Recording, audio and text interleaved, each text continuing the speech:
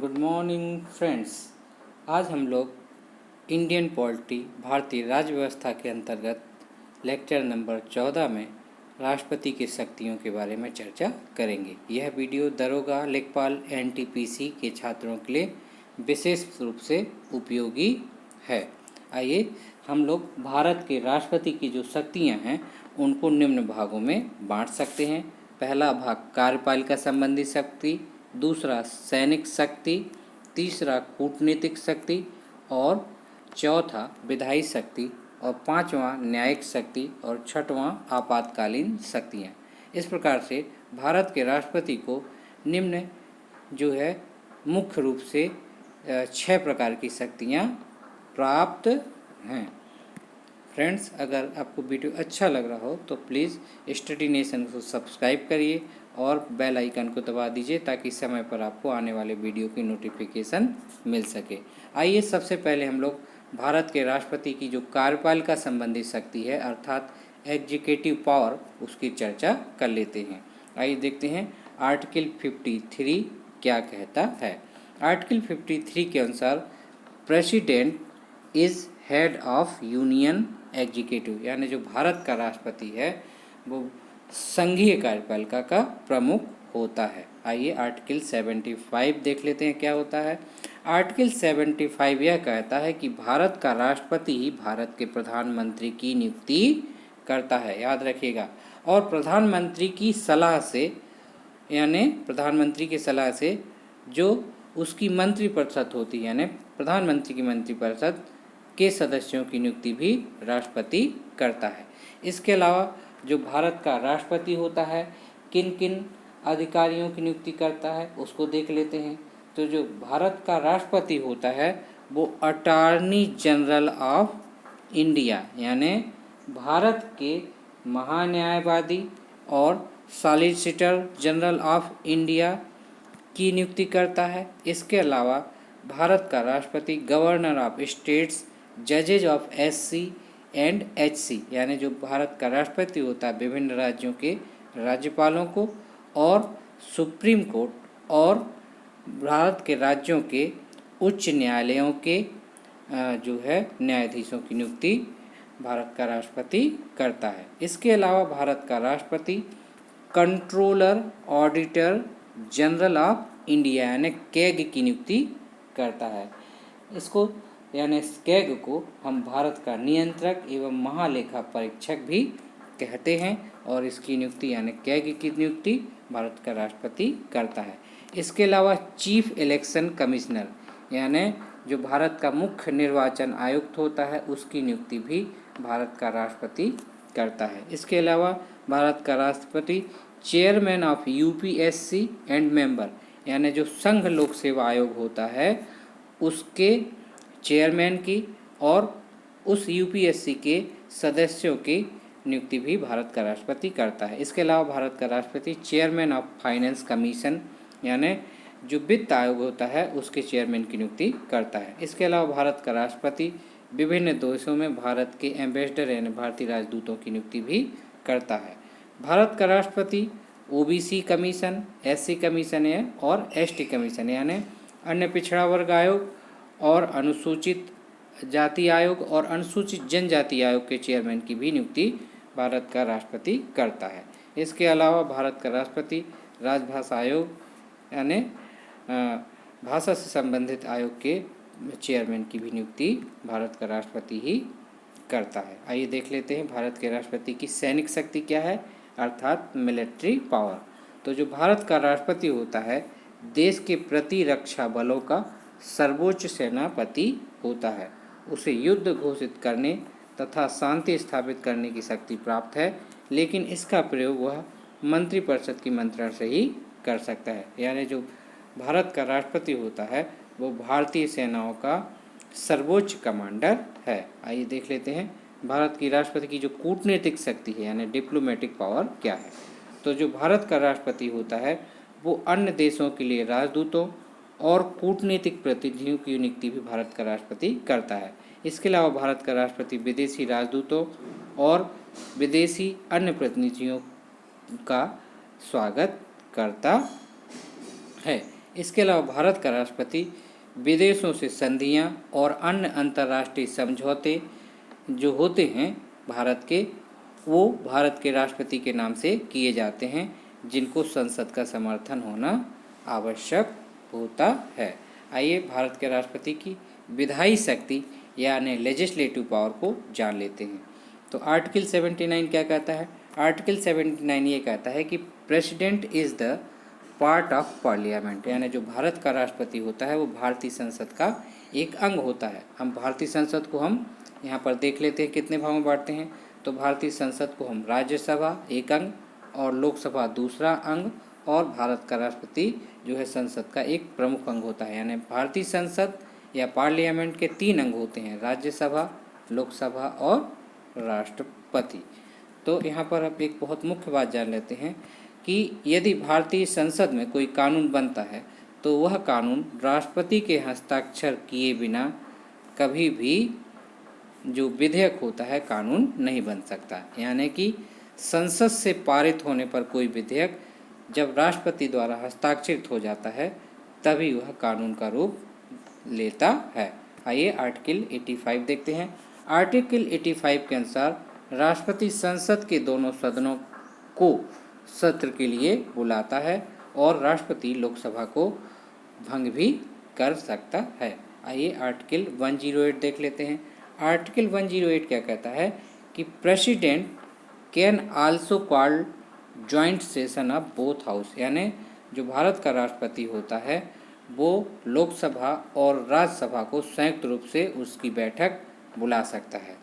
किसी भी पारित बिल को राष्ट्रपति पुनर्विचार के लिए वापस संसद भेज सकता है, लेकिन दोबारा संसद द्वारा वापस आने पर राष्ट्रपति उस पर हस्ताक्षर करने के लिए बाध्य होगा। आइए यहाँ पर हम वीटो पावर की चर्चा कर लेते हैं, यानी निषेधाधिकार की चर्चा कर लेते हैं। राष्ट्रपति को कुछ वीटो पावर दिए गए हैं और ये वीटो पावर 3 प्रकार के होते हैं। पहला जो पावर है एब्सोल्यूट वीटो अर्थात अत्यंतिक वीटो। अत्यंतिक वीटो के अंतर्गत जो भारत का राष्ट्रपति होता है, राष्ट्रपति जब किसी विधेयक पर अपनी अनुमति नहीं देता और उसे भविष्य के लिए रख लेता है तो इस प्रकार का जो वीटो होता है वो एब्सोल्यूट वीटो कहलाता है। जो दूसरे प्रकार का वीटो है वो है सस्पेंशन वीटो अर्थात निलंबनकारी वीटो। इस वीटो के अनुसार राष्ट्रपति किसी भी बिल को पुनर्विचार के लिए वापस संसद को लौटा दे, इसे निलंबनकारी वीटो कहते हैं। तीसरा प्रकार का जो वीटो है वो है पॉकेट वीटो, इसे जेबी वीटो भी कहते हैं।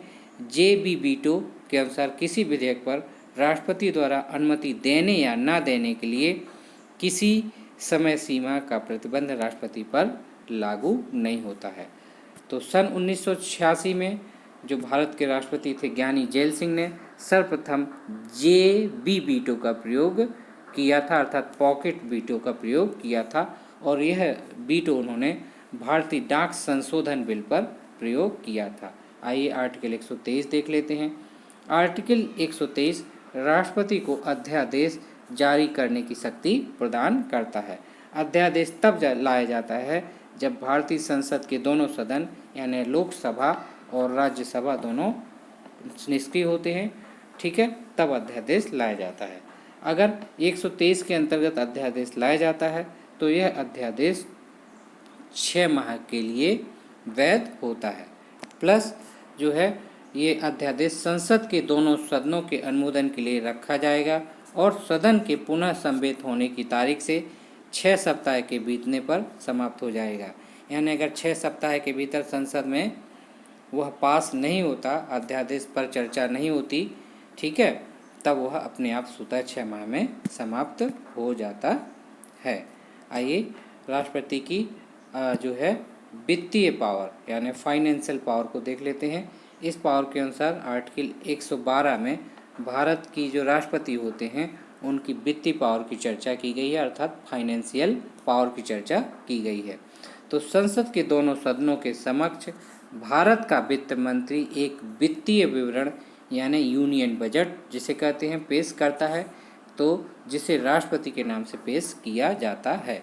यानी जो भारतीय संसद में साल भर का बजट रखा जाता है उस बजट को हम यूनियन बजट कहते हैं और इसे राष्ट्रपति के नाम से प्रस्तुत किया जाता है। आर्टिकल 117 देख लेते हैं क्या कहता है। आर्टिकल 117 के अनुसार राष्ट्रपति की अनुमति के बिना किसी भी वित्तीय विधेयक को संसद में पेश नहीं किया जा सकता। आइए चलते हैं आर्टिकल 280 के अनुसार। आर्टिकल 280 में फाइनेंस कमीशन अर्थात जो है वित्त आयोग की चर्चा की गई है। तो जो भारत का राष्ट्रपति होता है हर 5 वर्ष में एक वित्त आयोग यानी फाइनेंस कमीशन की नियुक्ति करता है। आर्टिकल 143 क्या कहता है। Article 143 president of India can take advice from the chief justice of India, यानी कि आर्टिकल 183 के अनुसार यदि भारतीय राष्ट्रपति को किसी मामले में सलाह की ज़रूरत पड़ती है तो वह सुप्रीम कोर्ट के मुख्य न्यायाधीश से सलाह ले सकता है। इसके लिए मुख्य न्यायाधीश, सुप्रीम कोर्ट सहित 5 जजों की एक बेंच बनाई जाती है जिसमें 3 जजों की स्वीकृति अनिवार्य है। यानी 5 जजों की जो एक बेंच बनाई जाती है जिसमें मुख्य न्यायाधीश सम्मिलित होता है, तो वो राष्ट्रपति को जो सलाह देते हैं उस पर 3 जजों की स्वीकृति अनिवार्य है और यह जो सलाह दी जाती है राष्ट्रपति उसको मानने के लिए बाध्य नहीं है। आइए राष्ट्रपति की जुडिशियल पावर यानी न्यायिक शक्ति की चर्चा कर लेते हैं। आर्टिकल 72 भारतीय राष्ट्रपति के क्षमादान की शक्ति के बारे में बताता है। तो आर्टिकल 72 के अनुसार जो राष्ट्रपति होता है भारत का उसे उसको किसी भी अपराध के लिए किसी सिद्ध दोष ठहरा दिए गए किसी व्यक्ति के दंड को क्षमा, प्रविलंबन, विराम या परिहार करने की अथवा दंडादेश के निलंबन, परिहार या लघुकरण करने की शक्ति प्रदान है। यानी जो भारत का राष्ट्रपति होता है उसके पास कोई ऐसा दोषी व्यक्ति का मामला आता है तो वह उस व्यक्ति के दंड को क्षमा कर सकता है, उसका प्रीविलंबन कर सकता है, विराम कर सकता है या परिहार कर सकता है, ठीक है, या उसका लघुकरण कर सकता है। यहाँ पर हम यह समझ लेते हैं कि लघुकरण या कम्यूट का क्या तात्पर्य है। लघुकरण या कम्यूट का तात्पर्य है एक के बदले में दूसरा अर्थात बड़े दंड को कम करना, ठीक है, यानी जैसे कठोर कारावास को साधारण कारावास में बदल देना। उसी प्रकार परिहार या रिमिशन का अर्थ होता है दंडादेश की मात्रा को उसकी प्रकृति में परिवर्तन किए बिना कम करना है। जैसे 1 वर्ष के कारावास को दंड को घटाकर 6 माह में कर देना, 6 माह का कर देना। उसी प्रकार विराम या रेस्पायर का अर्थ है किन्हीं विशेष कारणों से दंड को कम कर देना है। जैसे किसी गर्भवती स्त्री के मृत्यु दंडादेश को साधारण कारावास के दंड में बदल देना। उसी प्रकार प्रीविलंब का अर्थात रिप्रीव का अर्थ है मृत्यु दंड का अस्थायी निलंबन, जबकि सिद्ध दोष व्यक्ति क्षमादान के लिए या दंडादेश के लघुकरण के लिए राष्ट्रपति के यहाँ आवेदन करता है। आइए न्यायिक शक्ति के अंतर्गत ही राष्ट्रपति को जो क्षमादान की शक्ति है वो निम्नलिखित मामलों में प्राप्त है। नंबर 1, यदि दंड या दंडादेश सेना न्यायालय ने दिया हो। नंबर 2, दंड अथवा दंडादेश ऐसे विषय से संबंधित हो विधि के विरुद्ध अपराध है जिस विषय पर संघ की कार्यपालिका की शक्ति का विस्तार है। तीसरा, उन सभी मामलों में जिनमें दंडादेश मृत्यु दंडादेश है, इन सब मामलों में राष्ट्रपति क्षमादान के लिए विचार कर सकता है। आइए राष्ट्रपति की आपातकालीन शक्तियों की चर्चा कर लेते हैं। संविधान में राष्ट्रपति को 3 प्रकार की परिस्थितियां बताई गई हैं जब राष्ट्रपति आपातकाल की घोषणा कर सकता है। तो पहली स्थिति है यदि युद्ध या बाह्य आक्रमण या सशस्त्र विद्रोह से भारत में अशांति की संभावना हो तब राष्ट्रपति आपातकाल लगा सकता है। दूसरी स्थिति में राज्यों में संवैधानिक तंत्र की विफलता हो जाए तो उससे उत्पन्न होने वाले संकट पर राष्ट्रपति आपातकाल लगा सकता है। और तीसरा जो आपातकाल लगाता है राष्ट्रपति वो वित्तीय आपातकाल वाले यानी वित्तीय आपात स्थिति में लगाता है।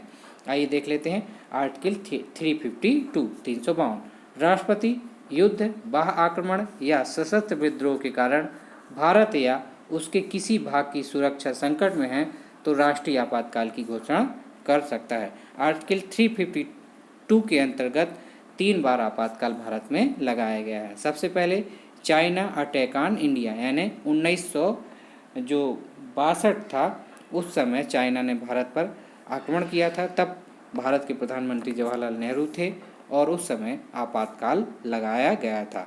दूसरी स्थिति में पाकिस्तान अटैक ऑन इंडिया, 1971 में पाकिस्तान ने भारत पर आक्रमण किया था। इस समय भारत की प्रधानमंत्री इंदिरा गांधी थी, तब आपातकाल लगाया गया था। तीसरी स्थिति ये थी ड्यू टू इंटरनल रीजन, यानी उस समय 1975 में भारत के प्रधानमंत्री इंदिरा गांधी थी।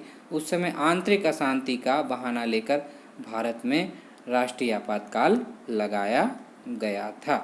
आर्टिकल 356 के अनुसार आर्टिकल 356 में देख लेते क्या है। आर्टिकल 356 में provision of president rule in state, यानी जो भारतीय राज्य में उसमें राष्ट्रपति शासन लगाने से संबंधित प्रावधान है ना। तो जब किसी 356 के अनुसार जब किसी राज्य में भारतीय राष्ट्रपति शासन लगाया जाता है तो इस स्थिति में उसे 2 माह के अंदर लोकसभा या राज्यसभा से मंजूरी आवश्यक होती है। आर्टिकल 366 में आर्टिकल 360 यानी 360 में क्या है, आर्टिकल 360 में प्रोविजन ऑफ फाइनेंशियल इमरजेंसी के बारे में चर्चा की गई है। यानी 360 में जो वित्तीय आपातकाल है उसके बारे में उपबंधों की चर्चा की गई है। भारत में वित्तीय आपातकाल अभी तक एक बार भी नहीं लगाया गया है। आपातकालीन उपबंध जर्मनी से लिए गए हैं। आपातकाल में अनुच्छेद 19 यानी स्वतंत्रता का अधिकार स्वतः निलंबित हो जाता है। याद रखिए, आपातकाल में अनुच्छेद 19 यानी स्वतंत्रता का अधिकार, जो कि एक मूल अधिकार है, स्वतः निलंबित हो जाता है। आइए कुछ फैक्ट्स देख लेते हैं। भारत के वर्तमान राष्ट्रपति कौन है? रामनाथ कोविंद, ये भारत के 14वें राष्ट्रपति हैं। भारत की प्रथम महिला राष्ट्रपति कौन है? प्रतिभा पाटिल, ये भारत की 13वीं राष्ट्रपति थी। भारत के प्रथम मुस्लिम राष्ट्रपति कौन थे? जाकिर हुसैन थे। ठीक है। भारत के द्वितीय मुस्लिम राष्ट्रपति जो है कौन थे? फ़खरुद्दीन अली अहमद। तो जाकिर हुसैन और फ़खरुद्दीन अली अहमद दोनों कार्यकाल के दौरान ही इनका निधन हो गया था। जनता के राष्ट्रपति कौन है? जनता के राष्ट्रपति एपीजे अब्दुल कलाम आज़ाद को कहा जाता है। एपीजे अब्दुल कलाम आज़ाद अपने कार्यों से और अपने व्यवहार से इतने लोकप्रिय हो गए थे कि इन्हें जनता का राष्ट्रपति कहा जाने लगा था। राष्ट्रपति भवन का डिजाइन एडविन ल्यूटियंस ने किया था। राष्ट्रपति का वेतन संसद निर्धारित करती है। राष्ट्रपति को यह जो वेतन होता है भारत की संचित निधि से यानी CFI से दिया जाता है। वर्तमान समय में राष्ट्रपति का वेतन 5 लाख है। एक और चीज़ यहाँ पे बहुत इंपॉर्टेंट पॉइंट देख लेते हैं। भारत के राष्ट्रपति को लोकसभा में 2 एंग्लो इंडियन तथा राज्यसभा में 12 सदस्यों को नामित करने का अधिकार है। लेकिन संविधान संशोधन 25 जनवरी 200 ये जो अधिकार था राष्ट्रपति को लोकसभा में 2 एंग्लो इंडियन को नामित करने का अधिकार, यह केवल 2020 तक था, जिसे नरेंद्र मोदी सरकार ने समाप्त करने का निर्णय लिया है। तो मित्रों, अगर आपको वीडियो पसंद आया हो तो प्लीज़ स्टडी नेशन को सब्सक्राइब करिए और बेल आइकन दबा दीजिए ताकि आपको नोटिफिकेशन प्राप्त हो सके। Good bye.